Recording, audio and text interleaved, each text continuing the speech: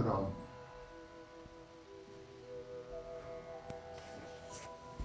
जय राम।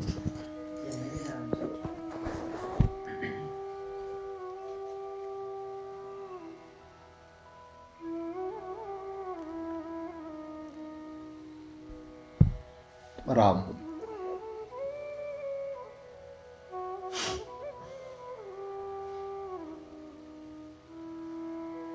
हमें जो है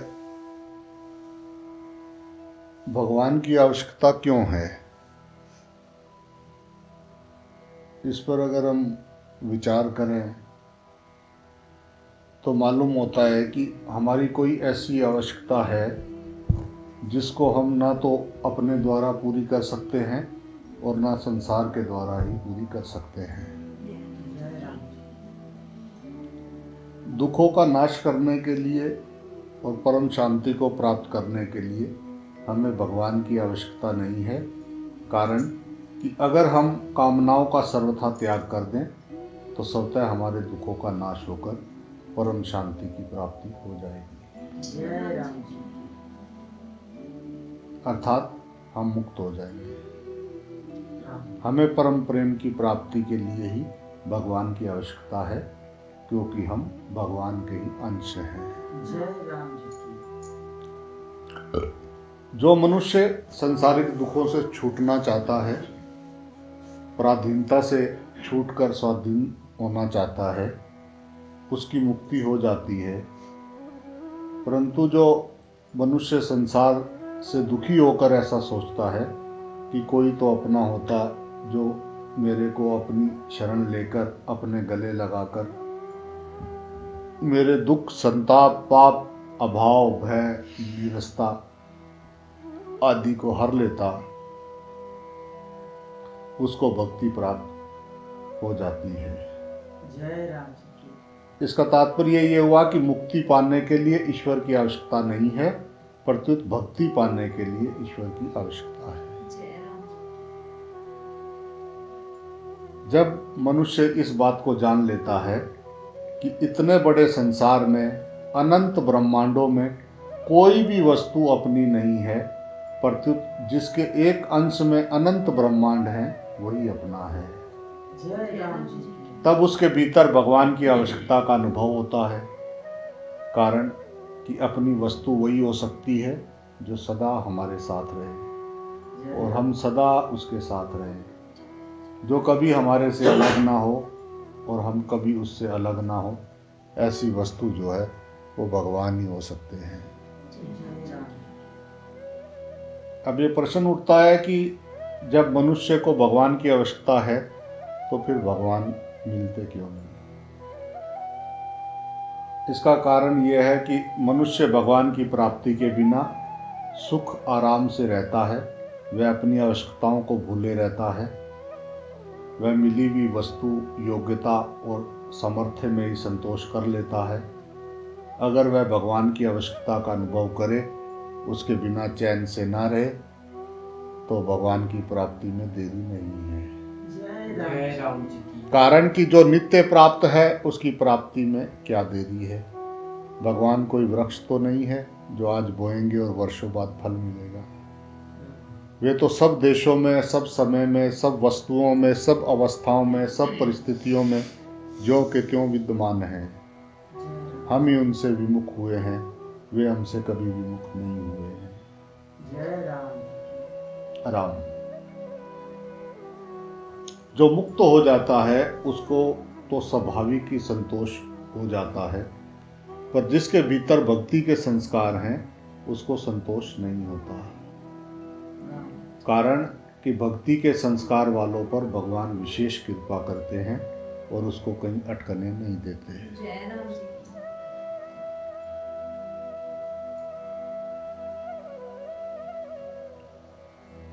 यह कि यह भी शंका हो सकती है कि रात को सूर्य नहीं रहता, फिर भी अग्नि रात को ऊपर की तरफ क्यों जाती है?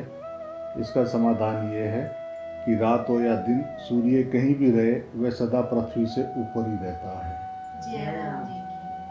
इसलिए जैसे भारत के लोग सूर्य को पृथ्वी से ऊपर देखते हैं, ऐसे ही पृथ्वी मंडल पर भारत से लगभग विपरीत दिशा में स्थित अमेरिका के लोग भी सूर्य को ऊपर ही देखते हैं। जय राम।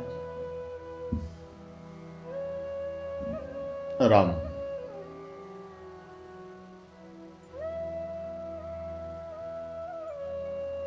दूसरे श्लोक में भगवान ने ज्ञान विज्ञान कहने की प्रतिज्ञा की थी। उस प्रतिज्ञा के अनुसार अब भगवान ज्ञान विज्ञान कहने का उपक्रम करते हैं। भूमि रापो नलो वायु खा मनो बुद्धि रेवच अहंकार इतिये मैं बिना प्रकृति दृष्टता। ये चौथा श्लोक है भाई, 7वें अध्याय। अपरिमित सत्वा प्राकृति विद्धि में पराम जीव भूता महाभाव ये धारते जगत। ये 5वां श्लोक है। भूमि यानी भूमि, आपा यानी जल, अनल तेज, वायु वायु, खम यानी आकाश। ये 5 महाभूत, चा मैंने और, मन बुद्धि एवं अहंकार, इति मैंने इस प्रकार, इयम मैंने ये, अष्टदा मैंने 8 प्रकार के, भिन्ना मैंने भेदों वाली, मैं मैंने मेरी, इयम मैंने यह, अपरा मैंने अपरा, प्रकृति मैंने प्रकृति है, तू मैंने और, महाभाव हे महाभाव, इत मैंने इस अपरा प्रकृति से, अन्याम यानी भिन्न, जीव भूताम जीव रूप बनी हुई, मैं मैंने मेरी, पराम मैंने परा, प्रकृति मैंने प्रकृति को, विधि मैंने जान, यया जिसके द्वारा, इदम मैंने ये, जगत मैंने जगत, धारते मैंने धारण किया जाता है।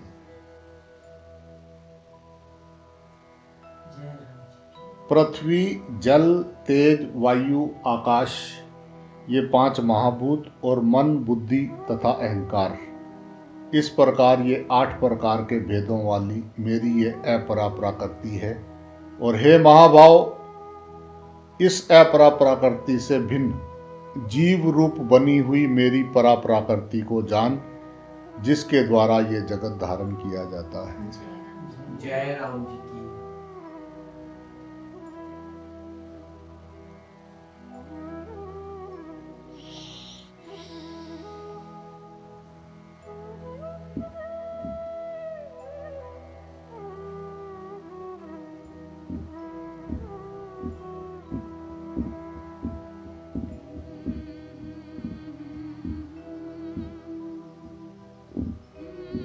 राम। जो परिवर्तनशील है, कभी एक रूप नहीं रहता, उस जड़ का ही भगवान ने अत्यंत सूक्ष्म रूप से क्षर नाम से वर्णन किया है। क्षर सर्वाणी भूतानी 15वें अध्याय के 16वें श्लोक में। फिर भूमि रपो नलो वायु प्रकृति इष्टदा, ये 7वें अध्याय के जो 4थे श्लोक में, उसी को 8 भेदों वाली अपरा प्रकृति के नाम से कहा है। और फिर महाभूता न्यायंकारा पंच चेंद्रिय गोचरा 13वें अध्याय के 5वें श्लोक में, इस श्लोक में उसी के विस्तार से ये 24 भेद बताए हैं। भूमि रापो नलो वायु विद्धि में पराम, परमात्मा सबके कारण है। वे प्रकृति को लेकर सृष्टि की रचना करते हैं। जिस प्रकृति को लेकर रचना करते हैं उसका नाम अपरा प्रकृति है। और अपना अंश जो जीव है उसको भगवान परा प्रकृति कहते हैं। अपरा प्रकृति निकृष्ट जड़ और परिवर्तनशील है तथा परा प्रकृति श्रेष्ठ चेतन और परिवर्तन रहित है। प्रत्येक मनुष्य का भिन्न भिन्न स्वभाव होता है। जैसे स्वभाव को मनुष्य से अलग सिद्ध नहीं कर सकते, ऐसे ही परमात्मा की प्रकृति को परमात्मा से अलग यानी स्वतंत्र सिद्ध नहीं कर सकते। यह प्रकृति प्रभु का ही एक स्वभाव है, इसलिए इसका नाम प्रकृति है। इसी प्रकार परमात्मा का अंश होने से जीव को परमात्मा से भिन्न सिद्ध नहीं कर सकते, क्योंकि ये परमात्मा का स्वरूप है। परमात्मा का स्वरूप होने पर भी केवल अपरा प्रकृति के साथ संबंध जोड़ने के कारण इस जीवात्मा को प्रकृति कहा गया है। अपरा प्रकृति के संबंध से अपने में कृति कहते हैं करना, मानने के कारण ही ये जीव रूप है कि मैं कर रहा हूं। अगर ये अपने में कृति ना माने तो ये परमात्मा स्वरूप ही है, फिर उसकी जीव या प्रकृति संज्ञा नहीं रहती, अर्थात इसमें बंधन कारक कर्तृत्व और भोक्तत्व नहीं रहता। यह 18वें अध्याय के 17वें श्लोक में भगवान ने बताया है। अहम लगा तो जीव हो गया और अहम हटा तो परमात्मा।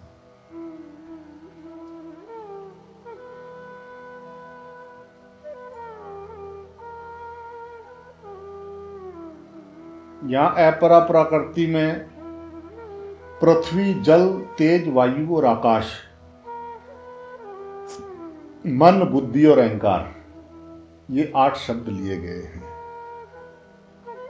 इनमें से अगर 5 स्थूल भूतों से स्थूल सृष्टि मानी जाए तथा मन, बुद्धि और अहंकार इन तीनों से सूक्ष्म सृष्टि मानी जाए तो इस वर्णन में स्थूल और सूक्ष्म सृष्टि आ जाती है, पर कारण रूप प्रकृति इसमें नहीं आती है।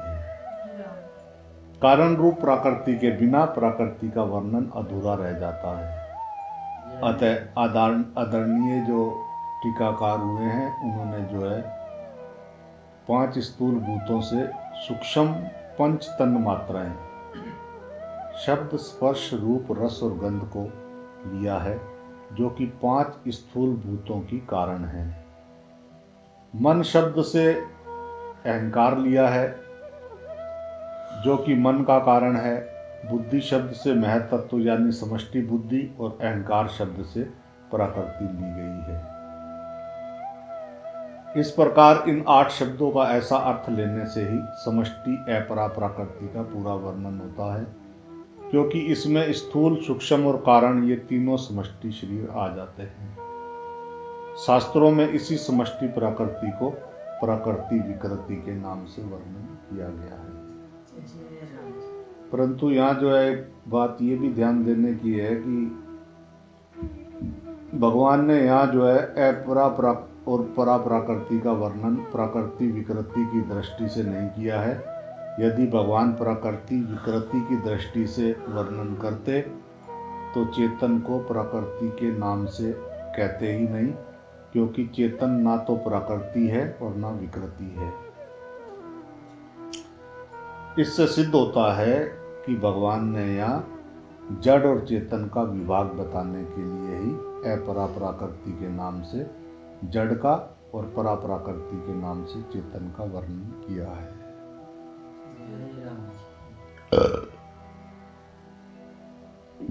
यहाँ ये आशय मालूम देता है कि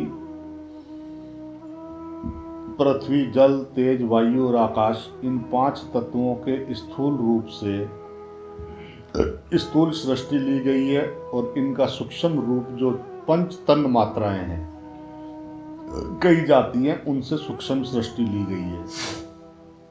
सूक्ष्म सृष्टि के अंग मन, बुद्धि और अहंकार हैं। अहंकार जो है वो 2 प्रकार का होता है।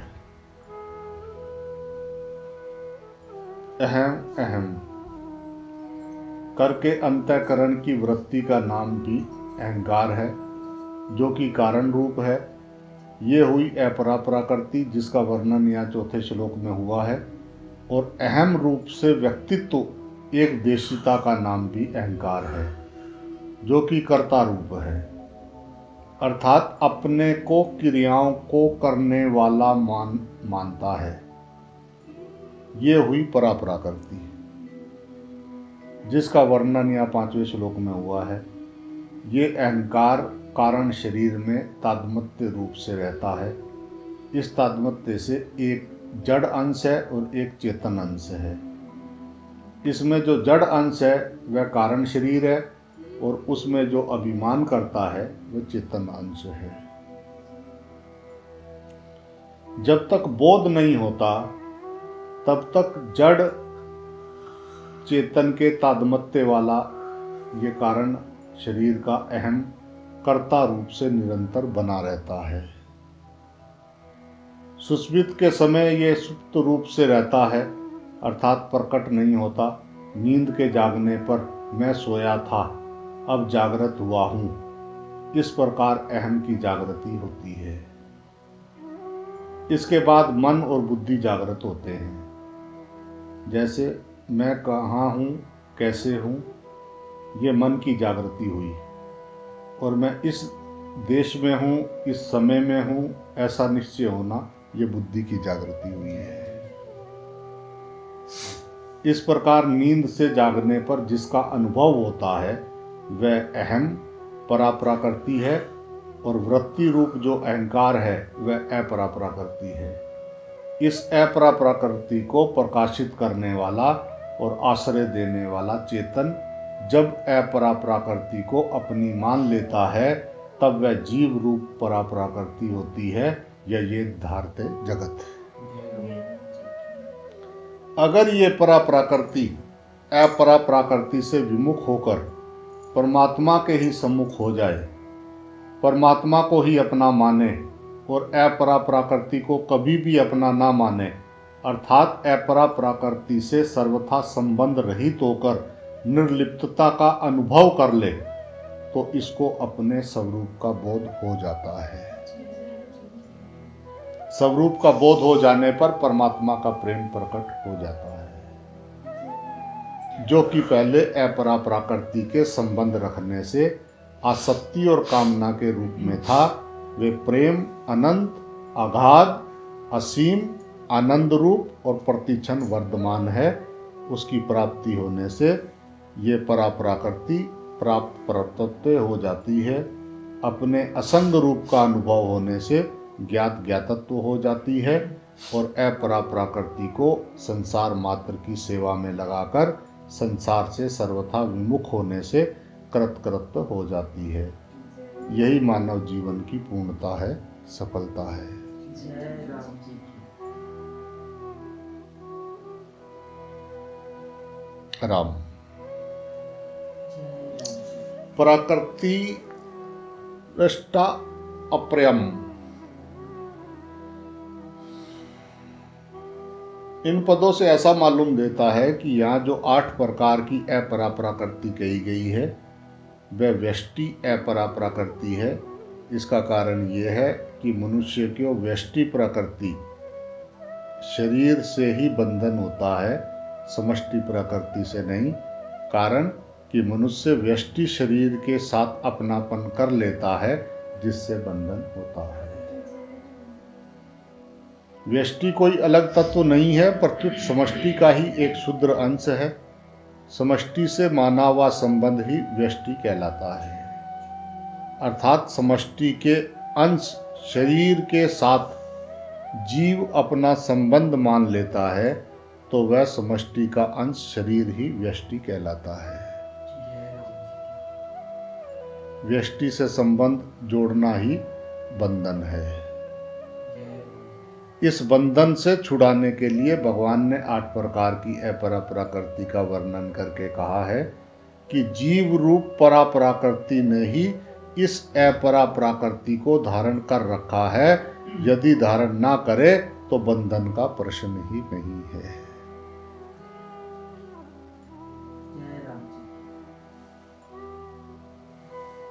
हमने पहले अपना शरीर पकड़ा है, फिर और सब कुछ पकड़ा है। हमको लग रहा है कि हम ये शरीर हैं, ये शरीर मेरा है। जैसा ये पकड़ हुआ ऐसा ही हमको संसार भी पकड़ा गया है। भगवान कह रहे हैं कि अगर जो है इसको ना पकड़े तो बंधन का कोई प्रश्न ही नहीं है। 15वें अध्याय के जो है 7वें श्लोक में भगवान ने जीवात्मा को अपना अंश कहा है। ममे वांशो जीवलोके जीवभूते सनातन। परंतु वह प्रकृति में स्थित रहने वाले मन और 5 इंद्रियों को खींचता है, अर्थात उनको अपनी मानता है। मन षष्ठानीन्द्रियाणि प्रकृति स्थानी कर्षति। इसी तरह जो है 13वें अध्याय के 5वें श्लोक में भगवान ने क्षेत्र रूप से समष्टि का वर्णन करके 6ठे श्लोक में व्यष्टि के विकारों का वर्णन किया है, क्योंकि ये विकार व्यष्टि के ही होते हैं, समष्टि के नहीं। इन सब से यही सिद्ध हुआ कि व्यष्टि से जो है संबंध जोड़ना ही बाधक है। इस व्यष्टि से संबंध तोड़ने के लिए ही यहाँ व्यष्टि अपरा प्रकृति का वर्णन किया गया है, जो कि समष्टि का ही अंग है। व्यष्टि प्रकृति अर्थात शरीर समष्टि सृष्टि मात्र के साथ सर्वथा अभिन्न है, भिन्न कभी हो ही नहीं सकता। शून्य में सब जुड़ा हुआ है।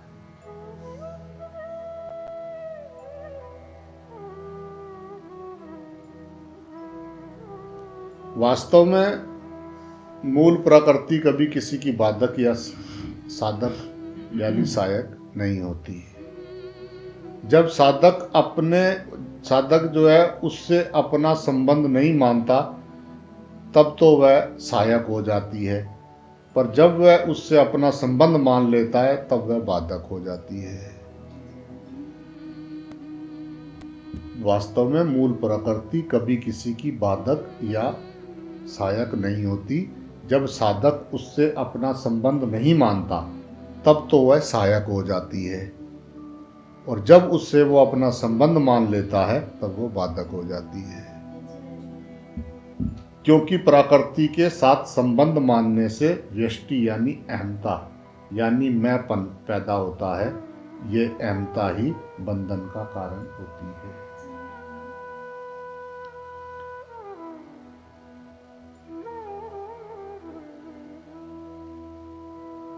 यहाँ जो है इत्तीय में पदों से जो है भगवान ये चिता रहे हैं कि ये अपरा प्रकृति मेरी है, इसके साथ भूल से अपनापन कर लेना ही बार बार जन्म मरण का कारण है।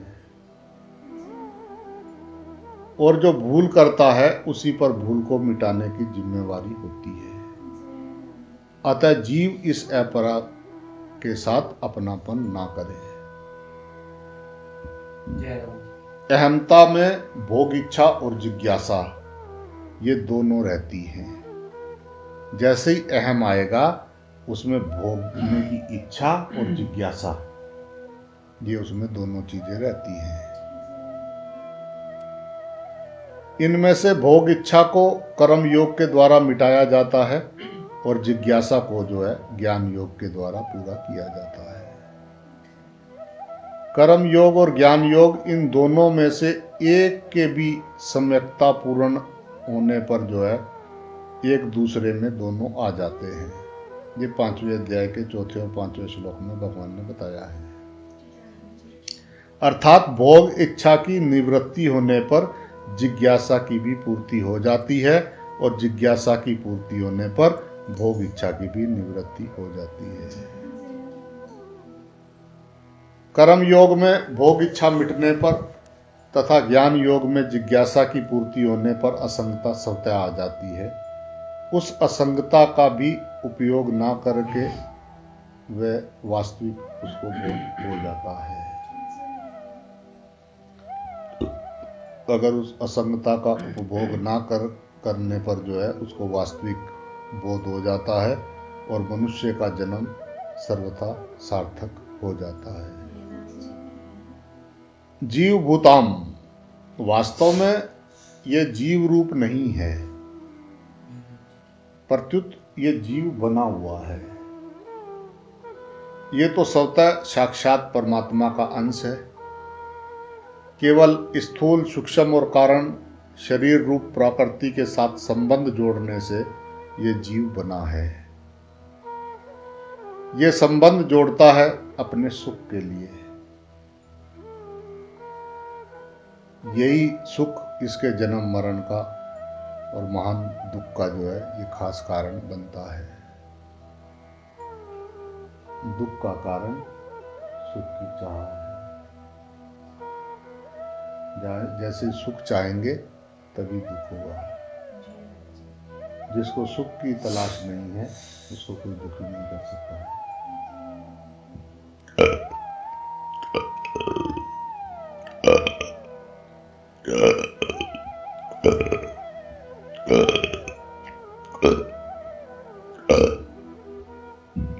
राम। महाभाव। हे अर्जुन, तुम बड़े शक्तिशाली हो, इसलिए तुम अपरा और पराप्रकृति के भेद को समझने में समर्थ हो, अतः तुम समझो विधि। ये धारते जगत, वास्तव में ये जगत जो है जगत रूप नहीं है, प्रत्युत भगवान का ही स्वरूप है। वासुदेव सर्वम सातवें अध्याय 19वें श्लोक में सच्चिदाहम अर्जुनम, सच्चा अर्जुनम 9वें अध्याय के 19वें श्लोक में केवल इस पराप्रकृति जीव ने इसको जगत रूप से धारण कर रखा है, अर्थात जीव इस संसार की स्वतंत्र सत्ता मानकर अपने सुख के लिए इसका उपयोग करने लग गया है। इसी से जीव का बंधन हुआ है। अगर जीव संसार की स्वतंत्र सत्ता न मानकर इसको केवल भगवत स्वरूप ही माने तो उसका जन्म मरण रूप बंधन मिट जाएगा।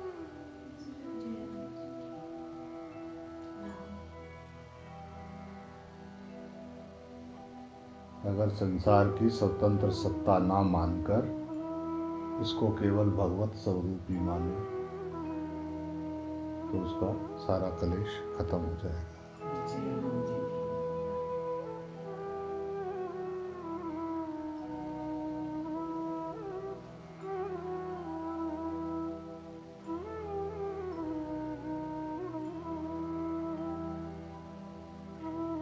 दूसरा दिखाई देगा तो माइंड तभी चलाना पड़ेगा, नहीं तो हृदय तो राम राम राम करी रहा है, श्वास तो भजन करी रही है, मेरा हरि को बजे।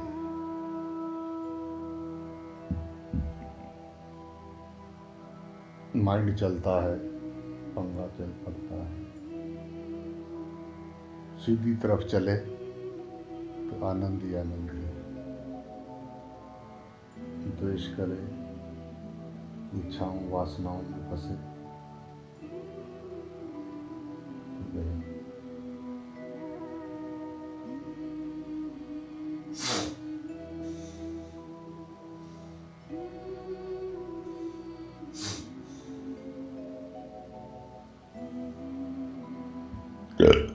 अच्छी तरफ चले तो सबको सुखी करे, आप भी सुखी हो, सबको आनंद दे।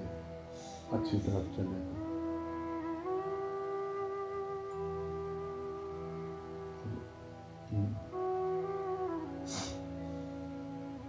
राग द्वेष की तरफ चले तो अपना भी खून जलाए, दूसरों को भी परेशान करे।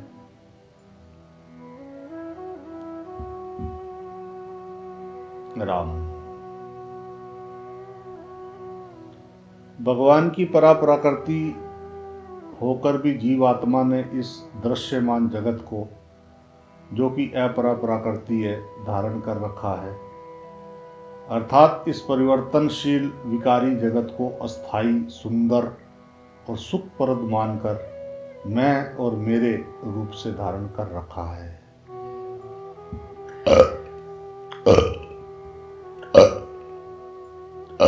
जिसकी भोगों और पदार्थों में जितनी आसक्ति है, आकर्षण है, उसको उतना ही संसार और शरीर अस्थाई, सुंदर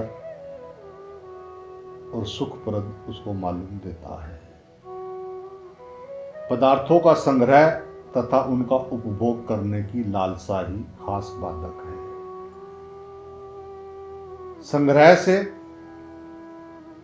अभिमान जन्य सुख होता है और भोगों के संयोग जन्य उससे सुख होता है। इस सुखासक्ति से ही जीव ने जगत को जगत रूप से धारण कर रखा है। जय राम जी की। सुखासक्ति के कारण ही वह इस जगत को भगवत स्वरूप से नहीं देख सकता।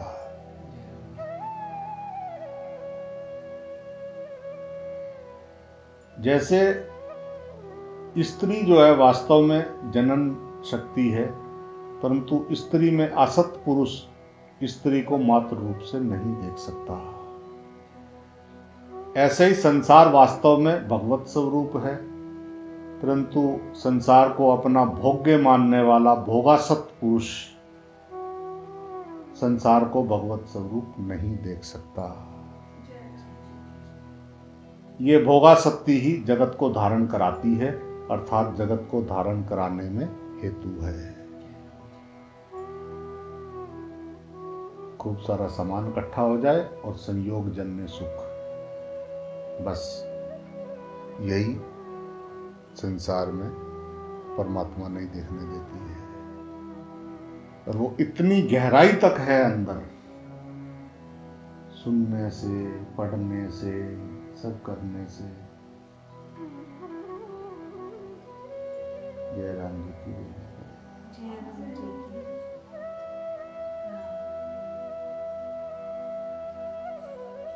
एक बात और ये भी है कि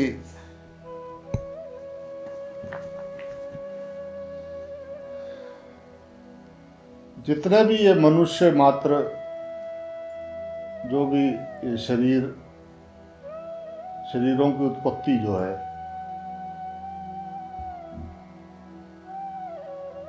ये जो है रज और वीर्य से ही होती है, जो कि स्वरूप से स्वतः ही मलिन है। परंतु भोगों में असत पुरुषों की उन शरीरों में मलिन बुद्धि नहीं होती, प्रत्युत रमणीय बुद्धि होती है। ये रमणीय बुद्धि ही जगत को धारण कराती है। भाई जय राम जी की बोलना।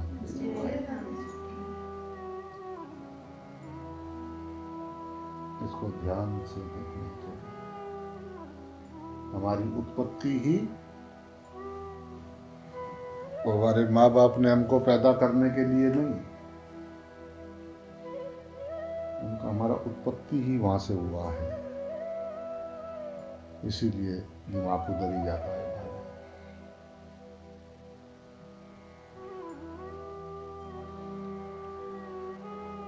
बस ये शरीरों में ये जो रमणीय बुद्धि है, यही बुद्धि जो है जगत को धारण कराती है। राम नदी के किनारे जो है खड़े एक संत ने जो है, संत से जो है किसी ने कहा कि देखिए महाराज, ये नदी का जल बह रहा है और उस पुल पर जो है मनुष्य बह रहे हैं। संत ने उससे कहा कि देखो भाई, नदी का जल ही नहीं, खुद नदी भी बह रही है, और पुल पर मनुष्य ही नहीं, खुद पुल भी बह रहा है। इसका तात्पर्य ये हुआ कि ये नदी, पुल तथा मनुष्य ये बड़ी तेजी से नाश की तरफ जा रहे हैं। एक दिन ना ये नदी रहेगी, ना ये पुल रहेगा, और ना ये मनुष्य रहेंगे। ऐसे ही ये पृथ्वी भी बह रही है, अर्थात प्रलय की तरफ जा रही है।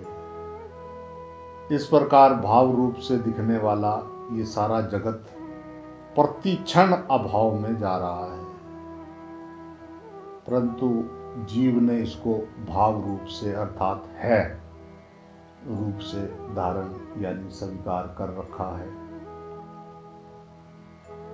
पराप्रकृति की स्वरूप से उत्पत्ति नहीं होती, पर अपराप्रकृति के साथ तादात्म्य करने के कारण ये शरीर की उत्पत्ति को अपनी उत्पत्ति मान लेता है और शरीर के नाश को अपना नाश मान लेता है, जिससे ये जन्मता मरता रहता है।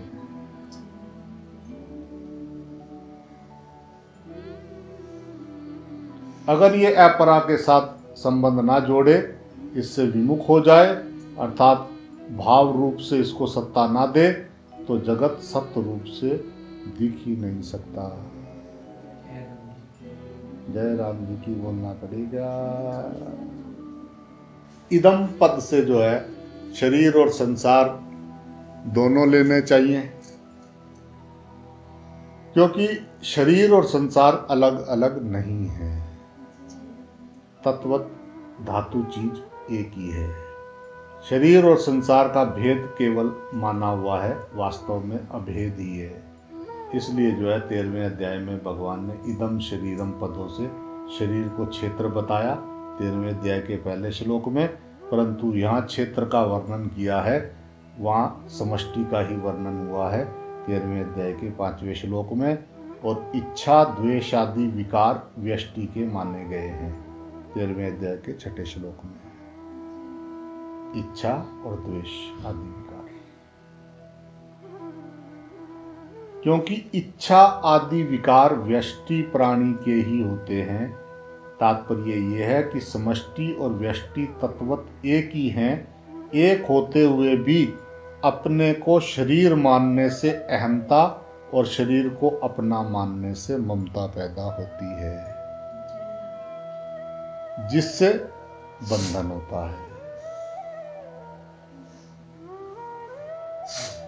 अपने को शरीर मानने से अहंता कि मैं हूं, और शरीर को अपना मानने से ममता पैदा होती है, इसी से बंधन होता है।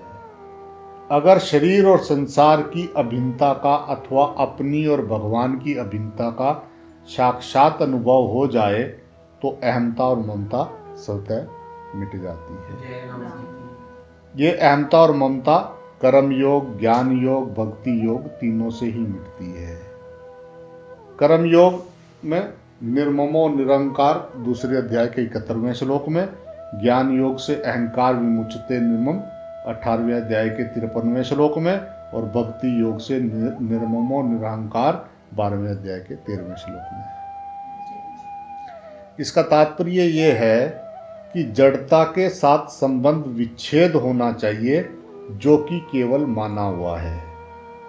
अतः विवेक पूर्वक ना मानने से, अर्थात वास्तविकता का अनुभव करने से वह माना हुआ संबंध मिट जाता है।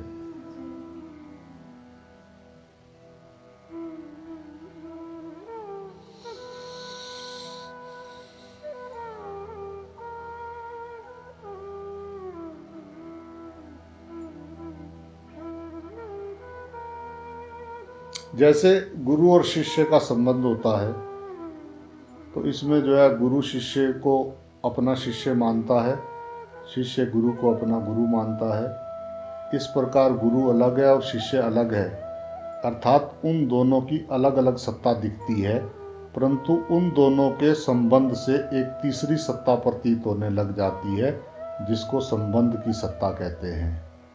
ऐसे ही साक्षात परमात्मा के अंश जीव ने शरीर संसार के साथ अपना संबंध मान लिया है। इस संबंध के कारण एक तीसरी सत्ता प्रतीत होने लग जाती है, जिसको मैंपन कहते हैं। संबंध की यह सत्ता मैंपन केवल मानी हुई है, वास्तव में है नहीं। जीव भूल से इस माने हुए संबंध को सत्य मान लेता है, अर्थात इसमें सद्भाव कर लेता है और बंध जाता है। इस प्रकार जीव संसार से नहीं, प्रत्युत संसार से माने हुए संबंध से ही बंधता है। गुरु और शिष्य में तो दोनों ही अलग अलग सत्ता हैं, पर दोनों एक दूसरे से संबंध मानते हैं, परंतु जीव जो है चेतन और संसार जड़, इन दोनों में केवल एक जीव की ही वास्तविक सत्ता है, और यही भूल से संसार के साथ अपना संबंध मानता है। संसार प्रतिक्षण नष्ट हो रहा है, अतः उससे माना हुआ संबंध भी प्रतिक्षण स्वतः नष्ट हो रहा है। ऐसा होते हुए भी जब तक संसार में सुख प्रतीत होता है, तब तक उससे माना हुआ संबंध अस्थायी प्रतीत होता है। इसका तात्पर्य यह है कि संसार से माना हुआ संबंध सुखासक्ति पर ही टिका हुआ है। संसार से सुखासक्ति पूर्वक माने हुए संबंध के कारण ही संसार अप्राप्त होने पर भी प्राप्त और परमात्मा प्राप्त होने पर भी अप्राप्त प्रतीत हो रहा है। संसार से माना हुआ संबंध टूटते ही परमात्मा के वास्तविक संबंध का अथवा संसार की अप्राप्ति और परमात्मा की प्राप्ति का अनुभव हो जाता है। मैंपन को मिटाने के लिए साधक प्रकृति और प्रकृति के कार्य को ना तो अपना स्वरूप समझे, ना उससे कुछ मिलने की इच्छा रखे और ना ही अपने लिए कुछ करे। जो कुछ करे वह सब केवल संसार की सेवा के लिए ही करता रहे। इसका तात्पर्य यह है कि जो कुछ प्रकृति जन्य पदार्थ हैं उन सब की संसार के साथ एकता है, अतः उनको केवल संसार का मानकर संसार की ही सेवा में लगाता रहे। इससे क्रिया और पदार्थ का प्रवाह संसार की तरफ हो जाता है और अपना स्वरूप अविष्ट रह जाता है, अर्थात अपने स्वरूप का बोध हो जाता है। ये कर्म योग हुआ। ज्ञान योग में विवेक विचार पूर्वक प्रकृति के कार्य पदार्थ और क्रियाओं से सर्वथा संबंध विच्छेद करने पर स्वरूप का बोध हो जाता है। इस प्रकार जड़ के संबंध से जो अहमता यानी मैंपन पैदा हुई थी उसकी निवृत्ति हो जाती है। भक्ति योग में मैं केवल भगवान का हूं और केवल भगवान ही मेरे हैं तथा मैं शरीर संसार का नहीं हूं और ये शरीर और संसार मेरे नहीं है, ऐसी दृढ़ मान्यता करके भक्त संसार से विमुख होकर केवल भगवत परायण हो जाता है, जिससे संसार का संबंध स्वतः टूट जाता है और अहमता की निवृत्ति हो जाती है। इस प्रकार कर्म योग, ज्ञान योग, भक्ति योग, इन तीनों में से किसी एक का भी ठीक अनुष्ठान करने पर जड़ता से सर्वथा संबंध विच्छेद होकर परमात्म तत्व की प्राप्ति हो जाती है।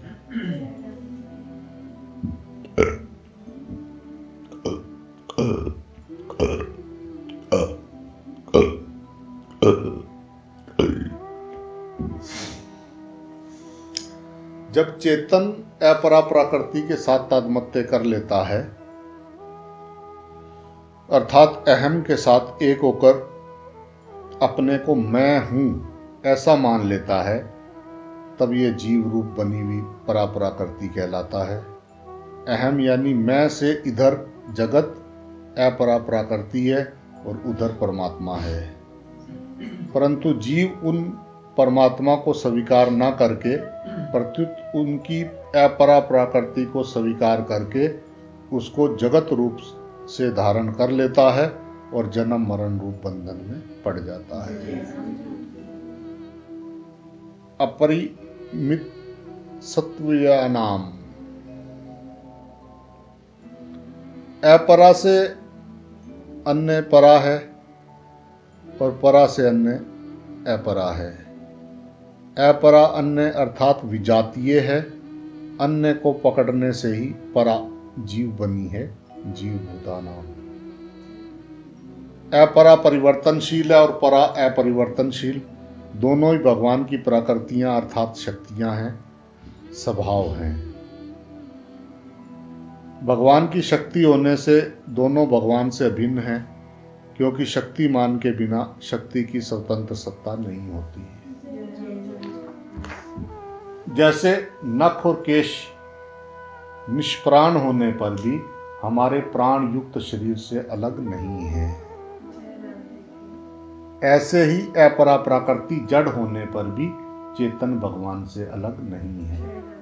सद सच्चा हम अर्जुनम 9वें अध्याय के 19वें श्लोक में। इस प्रकार जब अपरा और परा दोनों प्रकृतियां भगवान स्वरूप हुई, तो फिर भगवान के सिवा क्या शेष रहा? कुछ भी शेष नहीं रहा। वासुदेव सर्व 7वें अध्याय के 19वें श्लोक में। इसका तात्पर्य यह है कि अपरा और परा प्रकृति के सहित भगवान का स्वरूप समग्र है, अर्थात परा अपरा सत असत जड़ चेतन सब कुछ भगवान ही हैं।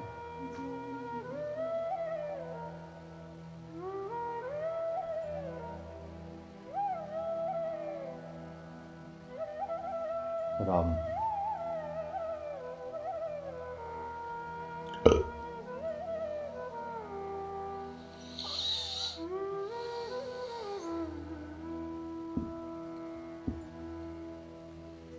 ये धारते जगत,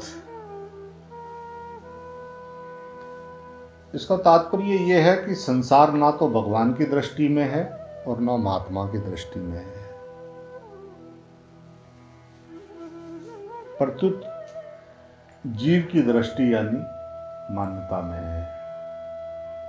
भगवान की दृष्टि में सत असत सब कुछ वे ही हैं, सद सच्चा हम अर्जुनम, और महात्मा की दृष्टि में सब कुछ भगवान ही है, वासुदेव सर्वम।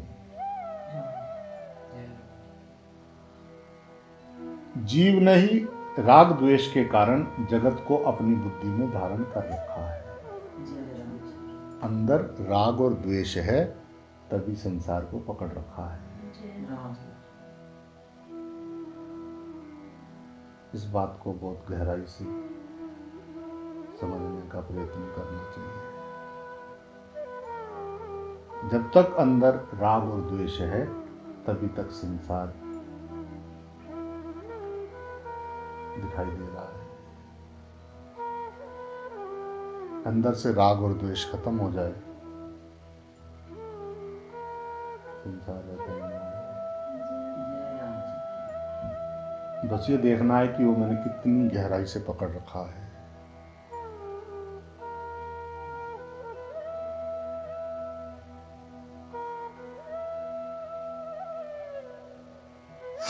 इसी बात को जो है आगे 15वें अध्याय के 7वें श्लोक में मन, षष्ठी, इंद्रिया, प्रकृति, स्थानी, कष्टी पदों से कहा गया है, जगत को सत्ता देने से ही राग द्वेष पैदा होते हैं। राग द्वेष है तब संसार में बंधे हुए हैं, और संसार को सत्ता दिया तभी राग द्वेष पैदा हुए। किसी भी प्राणधारी से अगर द्वेष है तो जन्म मरण चालू है। बस ये देख ले कौन से जन्म में हिसाब बराबर करना है। किसी भी प्राणधारी से वाकी वाह जाने, मैं तो अपनी जाने साफ साफ। कोई भी प्राणधारी अगर वो हमको उससे द्वेष होता है तो अभी हम चक्र में चल रहे हैं। जय राम जी की बोलो। जय राम जी। इस बात को पूरी तरह से स्वीकार कर ले।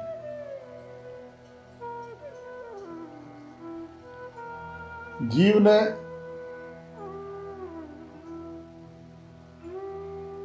संसार की सत्ता मान ली है और सत्ता मानकर उसको महत्वता दे दी है।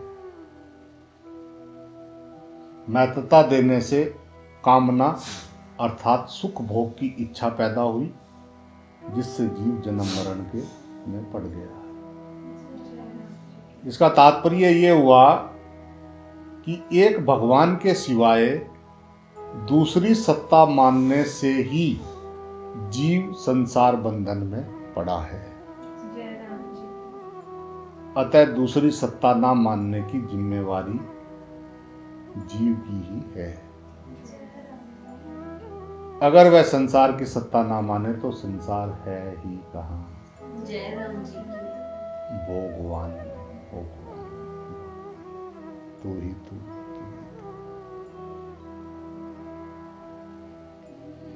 कब होगा? समझ तो आ रही है, होगा कब? कभी ध्यान से सोचा कि ये सब बातें समझ में आ रही है, हो क्यों नहीं रहा है?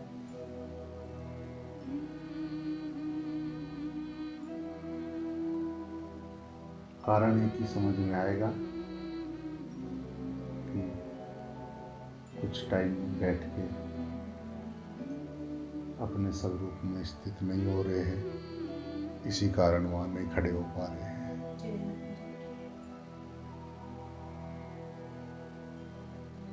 बाकी सब के लिए समय है, बाकी सब काम के लिए समय है। खाना पीना, नहाना धोना, सोना, ये सब के लिए समय है। राग द्वेष, फोन, इधर उधर, वो सब के लिए समय है। पर 10 मिनट बैठ के राम राम जपने के लिए समय है।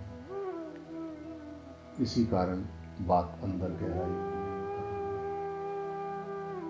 जन्म जन्म हो गए, गंगा जी के घाट पे आके भी वैसे।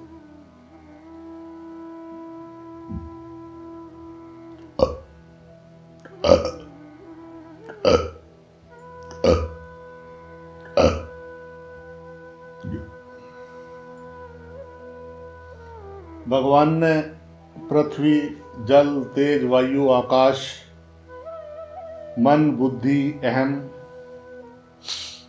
इन 8 को जो है अपरा यानी जड़ प्रकृति कहा है। अतः जैसे पृथ्वी जड़ और जानने में आने वाली है, ऐसे ही अहम भी जड़ और जानने में आने वाला है।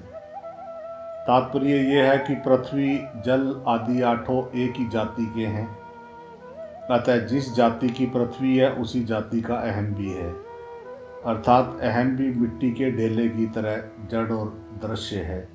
अतः भगवान ने अहम को एतता से कहा है।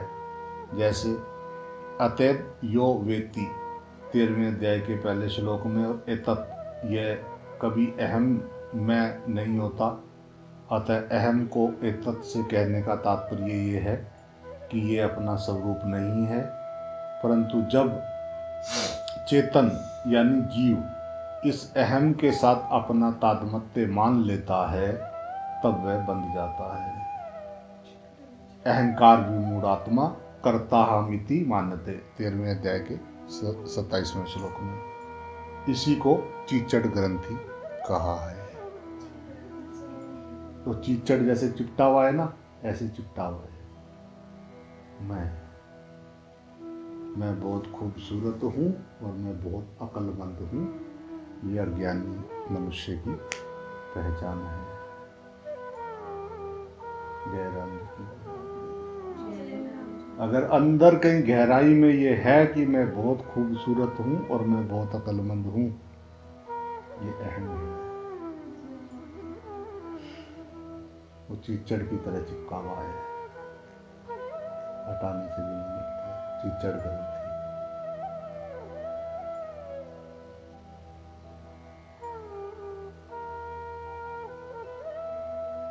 सब कुछ याद रहता है, पर ये सब कुछ भगवान है, ये याद नहीं रहता। सारा अध्यात्म का एक ही बात है, वासुदेव सर्वम। इतनी बात समझ में क्यों नहीं आती कि मैं अपने आप को ही देख रहा हूं सामने और मैं एक ही हूं। स्वभाव सबके अलग अलग हैं, तत्व तो सभी के। और स्वभाव अलग अलग नहीं होते तो फिर क्या मजा है संसार का। सारे एक ही स्वभाव वाले होते, सुबह सुबह उठ के सारे ही राम राम राम राम करते, कभी कभी सारे ही लड़ते, सारे झूठ बोलते, कैसे चलता। सबका अलग अलग स्वभाव है। एकता में अनेकता, अनेकता में एकता।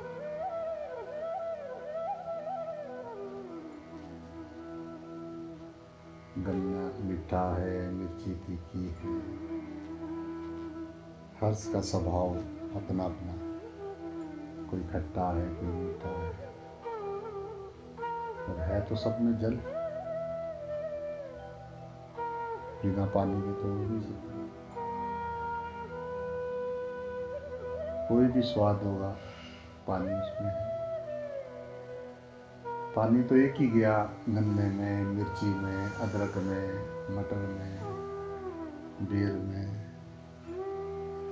एक ही पानी स्वभाव के साथ अलग अलग दिखाई दे रहा है। वो स्वाति नक्षत्र की बूंद कदली में जाए तो कपूर, सांप के मुख में जाए तो जहर, सीप के मुख में जाए तो मोती। स्वभाव के अनुसार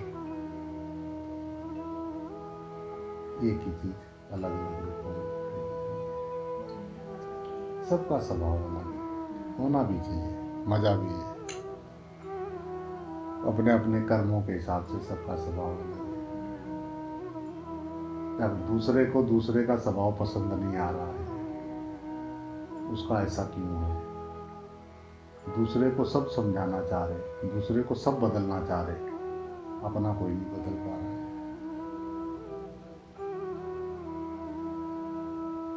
कपड़े तो मैचिंग पहनते हैं, स्वभाव भी तो मैचिंग कर ले।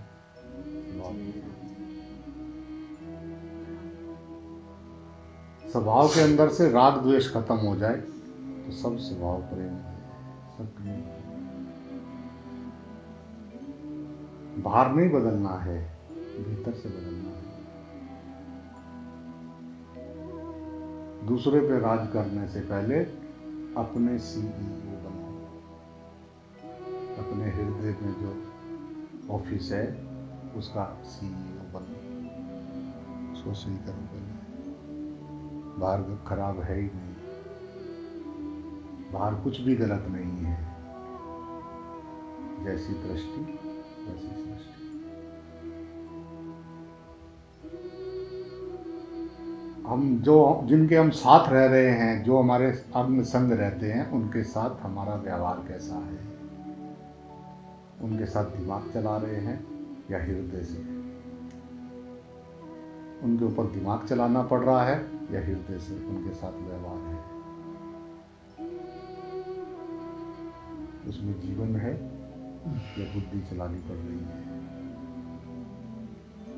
जीवंत है या बोझ है?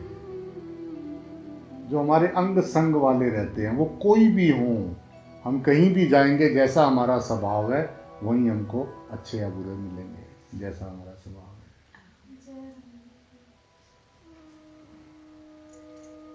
कभी देखा कि हम जो 5-4 जो होते हैं, जिनके साथ भी हम हैं, अपने घर में हैं तो 2-4 हमारे आगे पीछे होंगे, हम कहीं भी जाएंगे तो 5-4 जिनके साथ हम व्यवहार कर रहे हैं, उनके साथ हमारा व्यवहार कैसा है?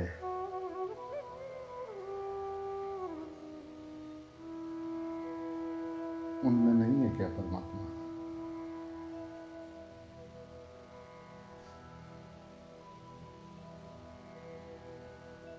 दूसरे का स्वभाव खराब लग रहा है, कभी अपने की तरफ ध्यान दिया? दूसरे में कमी दिख रही है, कभी अपनी कमी देखने की कोशिश किया? ईमानदार बने कभी? भगवान तो कह रहे हैं कि मैं कण कण में मौजूद हूं, वासुदेव सर्वम, सब रूप मेरे हैं।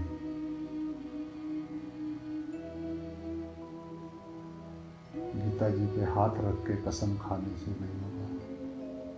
गीता जी जो कह रही है उसको अपने जीवन में लाने से होगा।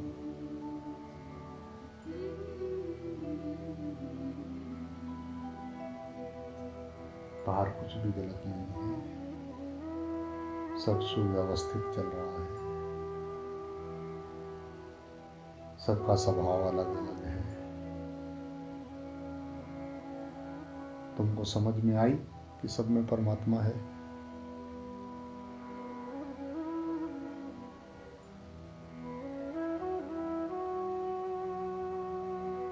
लिखने से नहीं होगा कि जैसी दृष्टि वैसी सृष्टि,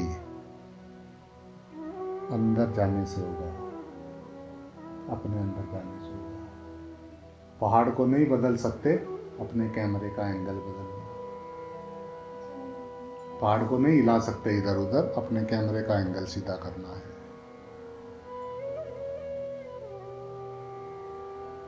बाहर संसार को नहीं कहना है कि तू ठीक नहीं है, इधर हो या इधर हो। अपने देखने का नजरिया बदलना है। दूसरों को उपदेश देने के लिए है, दूसरों को आदेश देने के लिए है, या अपनी समझ को, अपनी सत्यता को, अपने आनंद को पाने के लिए हम आध्यात्मिक हो रहे हैं। हम आध्यात्मिक हैं भी या नहीं, ये भी प्रश्न करना चाहिए। आध्यात्मिक है या संसार के ही अध्यात्म के नाम पे वही जो संसारी कर रहे हैं वही हम भी कर रहे हैं? क्या वाकई हम आध्यात्मिक हैं? क्या हम भगवान की तलाश में निकले हैं? क्या मेरी तलाश परमात्मा है? पूछना चाहिए अपने से। ईमानदार होकर पूछना चाहिए, क्या है तलाश? या जो अपने घरों में कर रहे थे वही आके वहां भी करने लगे? क्या बदला है? जो घरों में करते थे राग द्वेष इच्छाएं वासनाएं जो घरों में करते थे, वहां आए गुरु के द्वार पे, उसने कहा मैं सब रूपों में हूं। वहां भी जो रूप दिखाई दिए उनसे भी वही करने लगे। सुना कहा? गुरु के दरबार पे गए थे या व्यापारी थे? क्या तलाश है भगवान की या नाटक है? ईमानदार होकर कभी पूछना चाहिए। संसारिक सुख पाना हो तो संसार में जाओ, संसार में जाओ, वहां मिलेगा जो भी तुम्हें चाहिए। संत फकीर के आके भी राग द्वेष ये इच्छा है, उसने उससे मुंह चढ़ाया, उसने उससे उड़ाया, वो उसका वहां भी यही मामला। बाहर खराब है या हमारे भीतर? ईमानदार बन के हमको पूछना चाहिए। सत्य बनने की हिम्मत होना चाहिए। आंखें बंद करने से नहीं होगा, आंखें खोलने से होगा। जितनी जल्दी जाग जाओ उतना अच्छा है। सुबह का उठना सपने में से या आत्मा का जागना, जितनी जल्दी जागे उतना अच्छा है। ईमानदार बन के पूछें कि क्या हमें परमात्मा की तलाश में निकले हैं या राजनीति करने हैं?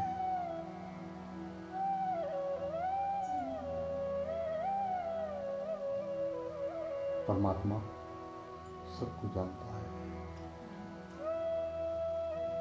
वो सब कुछ जानता है। तेरे अंदर उठने वाली हर तरंग को जानता है। किसको धोखा दे रहे हैं?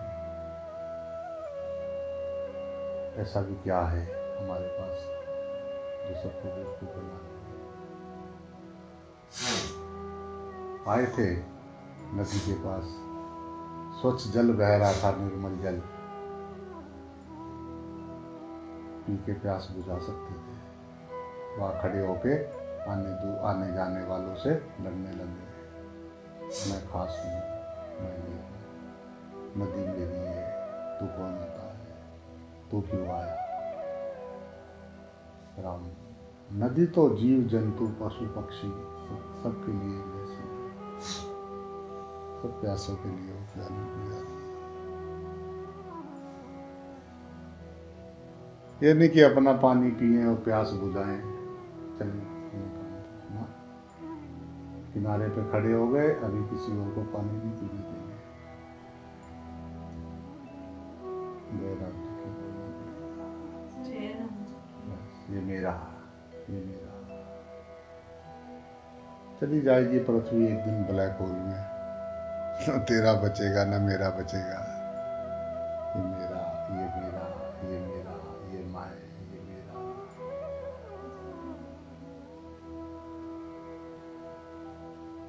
ईमानदार बनने की पहली शर्त साधक की ईमानदार। ईमानदार बन के पूछना कि क्या परमात्मा की तलाश में निकला हूँ, परमात्मा की तलाश है मुझे, या वही जो सब कर रहे हैं वही मैं भी कर रहा हूँ? क्या कुछ परिवर्तन हुआ इतने समय में, इतने सालों में? इतने साल हो गए साथ में, जो आया वो खराब, जो आया सब खराब ही है। ये संसार खराब है सारा, भगवान की बनाई दुनिया खराब है।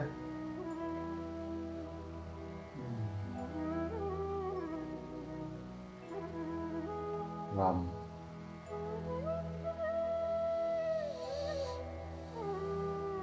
राम।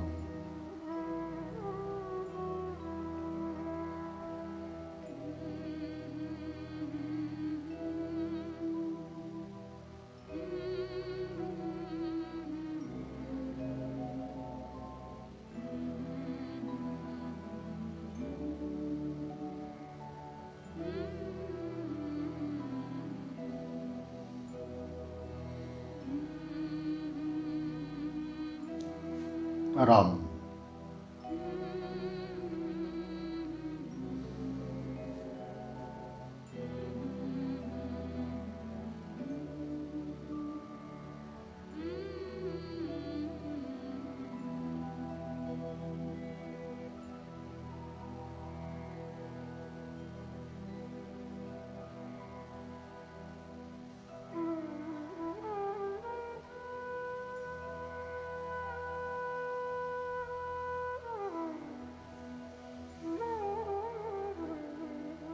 ये धातु रूप अहंकार तो जो है ये परा प्राकृति यानी जड़ है, पर ये जो मैं हूं ये ग्रंथि रूप अहंकार केवल अपरा प्राकृति नहीं, प्रत्युत इसमें परा प्राकृति यानी चेतन भी मिले हुआ है। तत्व ज्ञान होने पर ये जन्म मरण देने वाला ग्रंथि रूप अहंकार तो नहीं रहता, पर परा प्राकृति का जो है ये धातु रूप अहंकार जो है वो रहता है। क्रिया और पदार्थ ना तो परा प्राकृति में है और ना परमात्मा में है, प्रत्युत अपरा प्राकृति में है। अपरा प्राकृति क्रिया रूप और पदार्थ रूप है। परमात्मा प्राकृति की सहायता से ही सृष्टि रचना करते हैं। परा प्राकृति अर्थात जीव क्रिया और पदार्थ रूप अपरा प्राकृति में आसक्ति करके और उसका आश्रय लेकर बंध जाता है। अपरा की आसक्ति और उसका आश्रय लेना ही जगत को धारण करना है। इसलिए भगवान ने 7वें अध्याय के आरंभ में मया सक्ता मना पार्थ योग युजन मादाश्रय पदों से अपने में आसक्ति यानी प्रेम करने और अपना आश्रय लेने की बात कही है। अगर जीव अपरा प्राकृति में आसक्ति ना रखे और उसका आश्रय ना ले तो वह मुक्त हो जाए। अगर वह भगवान में आसक्ति प्रेम करे और उनका आश्रय ले तो वह भक्त हो जाएगा। जगत की स्वतंत्र सत्ता नहीं है, बांधने वाला जगत तो जीव ने ही बना रखा है। जीव जगत को धारण करता है, इसी से सुख दुख होते हैं, बंधन होता है। 84 लाख योनियां, भूत प्रेत पिशाच देवता आदि योनियां तथा नरकों की प्राप्ति होती है। सत्व रज तम ये तीनों गुण कोई बाधा नहीं देते, परंतु इनका संग करने से जीव ऊर्ध्वगति मध्य गति और अधोगति को जाता है। कारण गुणों संगे सदा सदो निजम मसु, ये 13वें अध्याय के 21वें श्लोक में भगवान ने बताया है। गुणों का संग ही जीव स्वयं करता है। अपरा प्रकृति किसी के साथ कोई संबंध नहीं करती। संबंध ना प्रकृति करती है और ना गुण करते हैं, ना इंद्रियां करती है, ना मन करता है, ना बुद्धि करती है। जीव स्वयं ही संबंध करता है।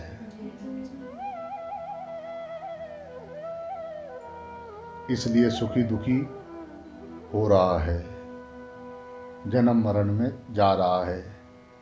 जीव स्वतंत्र है क्योंकि ये परा अर्थात उत्कृष्ट प्रकृति है। अपरा प्रकृति तो बेचारी कुछ नहीं करती, क्योंकि उसमें चेतना और कामना नहीं है। उससे संबंध जोड़कर उसका सदुपयोग दुरुपयोग करके जीव ऊंची नीची योनियों में जाता है, भटकता है। इसका तात्पर्य ये है कि अपरिवर्तनशील होते हुए भी जीव विजातीय जगत के साथ संबंध जोड़कर परिवर्तनशील जगत रूप हो जाता है। इसी अध्याय के 13वें श्लोक में इसके ऊपर चर्चा होगी। उसकी दृष्टि शरीर की तरफ रहती है, अपने स्वरूप की स्फुरना होती ही नहीं।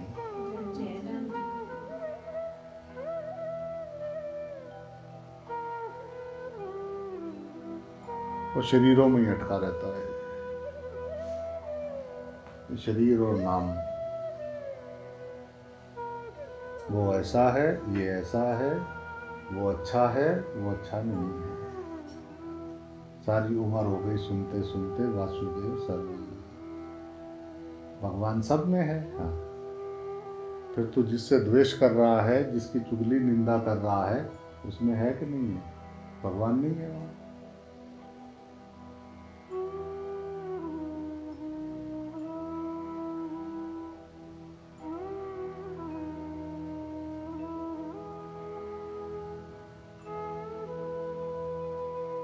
ये बात अंदर जाती क्यों नहीं है?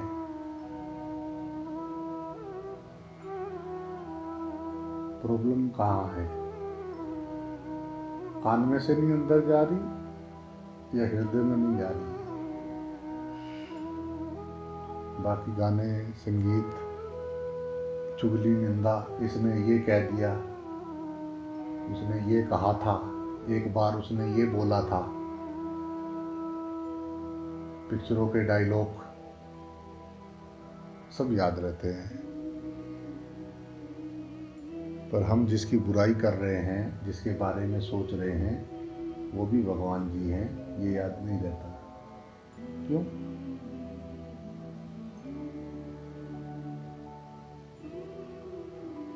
क्यों?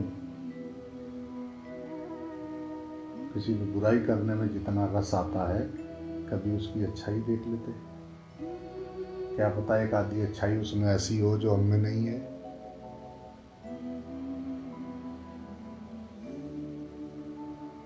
बुरे की दृष्टि बुराई की तरफ जाती है, अच्छे की दृष्टि अच्छाई की तरफ जाती है। कोई किसी में अच्छाई देखेंगे, परमात्मा में अच्छाई देखो, कितनी अच्छाइयाँ हैं। हर जीव जंतु में देखो, हर पेड़ पौधे में देखो, कितने औषधीय गुण हैं। हर चीज में देखो, हर चीज में देखो, जहाँ बैठे हैं उनमें देखो, जड़ चेतन में देखो, चप्पल में देखो, चाकू में देखो। देखा कभी उसको प्रेम किया? कभी पेड़ पौधों में देखो, कितने औषधीय गुण है। रात भर कैसा ठंड में रवार रहते हैं, बारिश सर्दी गर्मी, कभी शिकायत नहीं करते। वो बेंच को देखो जो 24 घंटे सर्दी गर्मी सह के 24 घंटे हमारी सेवा के लिए तैयार रहती है, कभी शिकायत नहीं करती। कभी उससे प्रेम किया?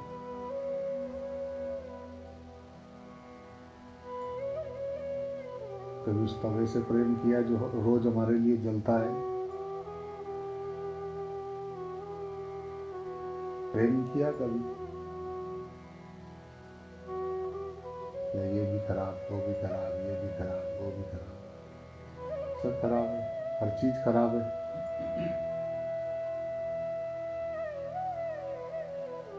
जैसी दृष्टि जैसी सृष्टि। राम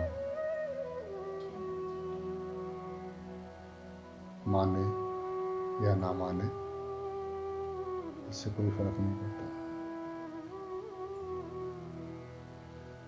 परमात्मा तो देख रहा है। ये हर श्वास का हिसाब देना पड़ेगा। तूने कहा था मैं जाके भजन करूंगा, तूने भजन के लिए श्वासें मांगी थी, ध्यान रखना, हिसाब देना पड़ेगा। राम ना कोई छुड़ाएगा नहीं। ऐसा नहीं कि एक बार फिर दोबारा दे दो, गलती हो गई। सारी दुनिया खराब है, इससे कमी ठीक पैदा हो गई। मिलेगा नहीं ये मौका, ये श्वासें मिलेंगे नहीं, ये दिन वापस आएगा नहीं, ये दोबारा दिन नहीं आएगा। ये वाला दिन जो आज गुजार दिया है, ये जो राग द्वेष में गुजार दिए दिन, ये दोबारा नहीं आएगा नहीं। एक एक पल मर रहे हैं। चिता, राख, सब आ जाएंगे छोड़ के, आग लगा। एक भी खड़ा नहीं होगा वहां। एक भी नहीं जाएगा रात को वहां चिता की जलती लकड़ियां तो तेरे देखे कौन काम आएगा। वहां तेरा हिसाब होगा कि तूने भगवान से राग द्वेष किया या कोई परमात्मा देख के सेवा किया या अहम बढ़ाते रहे। मैं हिसाब देना पड़ेगा, ध्यान रखना। कोई नहीं आएगा खड़ा होगा।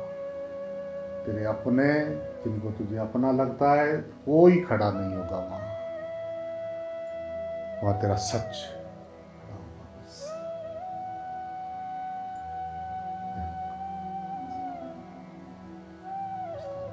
वो दिन आएगा, वो दिन पक्का आएगा,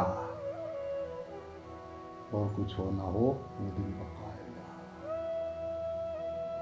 तो जन साधु का ध्यान रखना, जिस दिन तुझे जला के सब छोड़ के आ जाएंगे उस दिन तेरा सत्य साथ होगा। तूने श्वासें ली थी भजन करने के लिए, तुझे तब ध्यान आएगा कि मैंने क्या किया है। जय राम जी की जाग जाओ, जाग जाओ।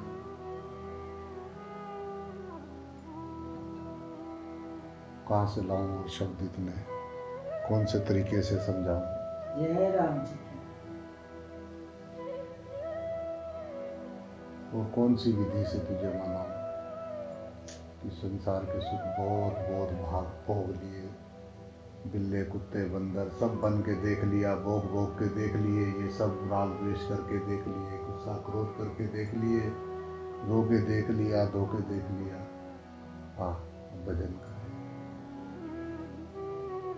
भजन करने आए थे परमात्मा का, नाम जपने आए थे, श्वास श्वास परमात्मा का नाम जपने आए थे। अंधों की बस्ती से बाहर निकल।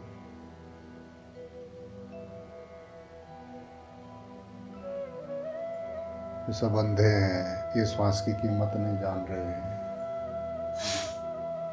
उनके अंधों की बस्ती से बाहर निकल मत फंस। कुछ नहीं है, वासना इच्छाओं में कुछ नहीं है। सब मानना है तो सब दिख रहा है, कुछ नहीं है। आँख खुली तो सपना गए। आनंद तो प्राण श्वास लेने में है, असली आनंद, उसके बिना आनंद कहाँ है।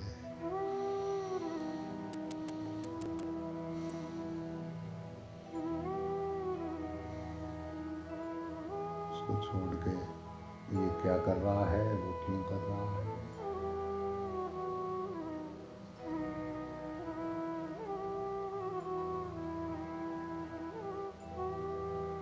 तेरा जन्म बीता जाए, बाहुली करोगे कब।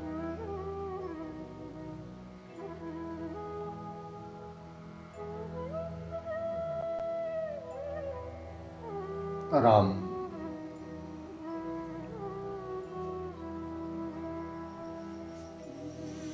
जो हमसे जो है सदा अलग है, उस जगत अर्थात ये शरीर, इंद्रियां, मन, बुद्धि, अहम के साथ अपनी एकता मान ली है। यही जगत को धारण करना है। वास्तव में जगत हमारा है ही नहीं, क्योंकि अगर हमारी चीज हमारे को मिल गई होती तो हमारी कामनाएं सदा के लिए मिट जाती। हम निर्मम, निर्भय, निश्चिंत, निष्काम हो जाते। परंतु जगत हमें ऐसी चीजें नहीं दे सकता जो हमारी हों, अर्थात जो हमसे जो है कभी बिछुड़े नहीं। जो चीज वास्तव में हमारी है वह जगत के द्वारा प्राप्त नहीं हो सकती, परंतु जगत के संबंध विच्छेद से प्राप्त होती है।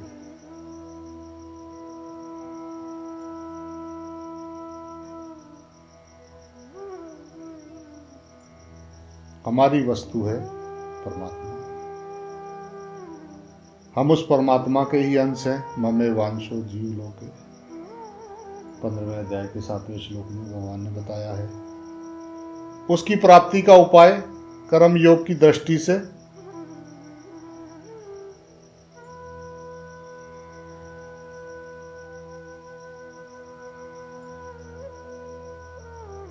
कर्म दो योग की दृष्टि से यह है कि जगत से मिली हुई वस्तुओं यानी शरीर आदि को जगत की सेवा में लगा दें और बदले में उनसे कुछ भी आशा यानी फल इच्छा ना रखें। उनसे कोई संबंध ना जोड़ें, ना क्रिया के साथ ना पदार्थ के साथ। सेवा करने की अपेक्षा भी किसी को दुख ना देना श्रेष्ठ है। किसी को भी दुख ना देने से, किसी का भी अहित ना करने से सेवा अपने आप होने लगती है, करनी नहीं पड़ती है। अपने आप होने वाली क्रिया का अभिमान नहीं होता और उसके फल की इच्छा भी नहीं होती। अभिमान और फल इच्छा का त्याग होने पर हमें वह वस्तु मिल जाती है जो वास्तव में हमारी है।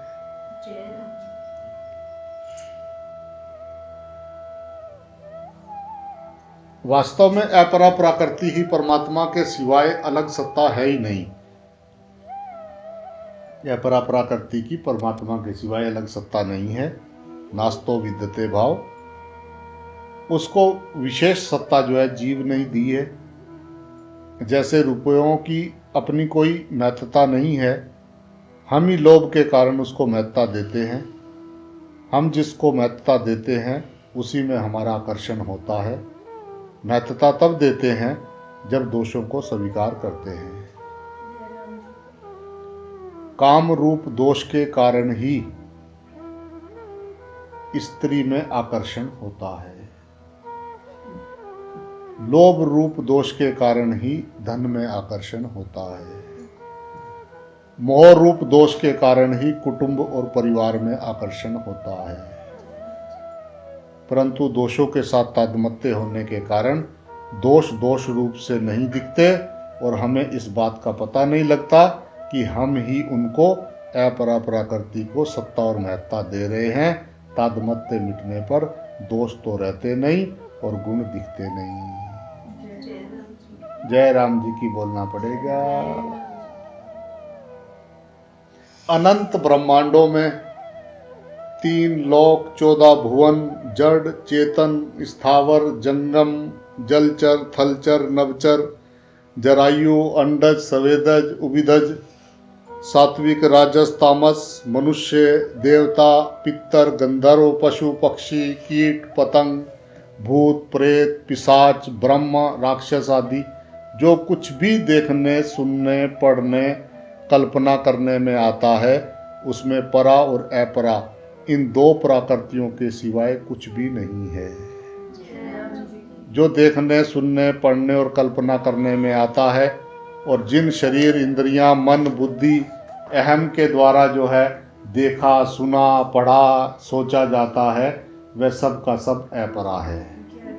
परंतु जो देखता है सुनता है पढ़ता है सोचता है जानता है मानता है, वह परा है। जिनके द्वारा सुना पढ़ा सोचा जाता है वह सब अपरा है और जो देखता सुनता पढ़ता सोचता जानता मानता है वो परा है। परा और अपरा दोनों ही भगवान की शक्तियां होने से भगवान से अभिन्न है, अर्थात भगवत स्वरूप ही है। अतः अनंत ब्रह्मांडों के भीतर तथा बाहर अनंत ब्रह्मांडों के रूप में एक भगवान के सिवाय किंचित मात्र भी कुछ नहीं है। वासुदेव सर्वम सद सच्चा हम अर्जुन। संसार के सभी दर्शन मत मतांतर आचार्यों को लेकर जो है पर वासुदेव सर्वम किसी आचार्य का दर्शन मत नहीं है, प्रत्युत साक्षात भगवान का अटल सिद्धांत है जिसके अंतर्गत सभी दर्शन मत मतांतर आ जाते हैं। अपरा यानी जगत को स्वतंत्र सत्ता जीव ने ही दी है। ये धारित जगत अपरा भगवान की है, पर उसको जो है अर्थात शरीर इंद्रियां मन बुद्धि अहम को अपना और अपने लिए मान लेने से जीव बंधन में पड़ा है। अतः साधक को अगर जगत दिखता है तो ये उसकी व्यक्तिगत दृष्टि है। व्यक्तिगत दृष्टि सिद्धांत नहीं होता। दिखना सीमित होता है, जबकि तत्व जो है वो असीम है। जैसे सूर्य थाली की तरह दिखता है, पर वास्तव में थाली के आकार का नहीं, प्रत्युत पृथ्वी से भी कई गुना बड़ा है। अगर साधक को जगत दिखता है तो उसको निष्काम भाव पूर्वक जगत की सेवा करनी चाहिए। जगत को अपना और अपने लिए मानना और उससे सुख लेना ही असाधन है, बंधन है। कारण कि हमारे पास शरीर, इंद्रियां, मन, बुद्धि आदि जो कुछ भी है वह सब जगत का है और जगत के लिए है। अतः जगत की वस्तु को जगत की सेवा में लगाने से जगत जगत रूप से नहीं दिखेगा, प्रत्युत भगवत स्वरूप दिखने लगेगा, जय राम जी। जो कि वास्तव में है। जय राम जी।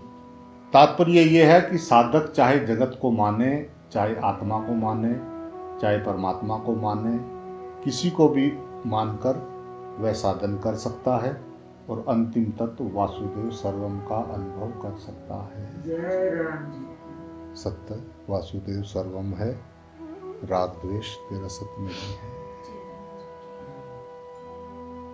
ये कौन सा जन्म होगा जब भीतरा से डोल डाले।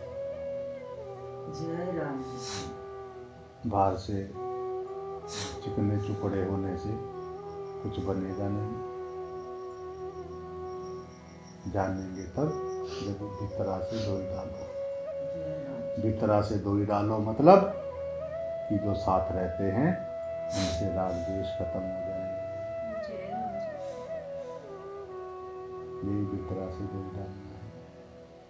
ना धुला तो फिर धोबी घाट,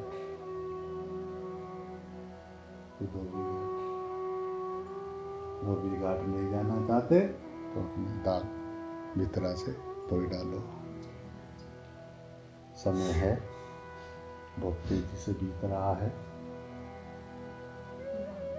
परमात्मा हर जगह से, हर वस्तु से तुम्हें देख रहा है, तुम उससे बच नहीं सकते। तुम उसी में हो, उसी में खाते हो, पीते हो, चलते हो, सोते हो, जागते हो, सोते हो। जय राम जी। वो साक्षी है, बच नहीं सकते। तुम ये नहीं सोचना कि जो तुम अंदर अंदर प्लानिंग बना रहे हो उसको कोई देख नहीं रहा है, देख रहा है। जय राम जी। विश्वास करना, देखना। जय राम जी। अगर विश्वास हो जाए कि परमात्मा हमको हरदम देख रहा है तो शायद काम बन जाए। जय राम जी की। साधु संत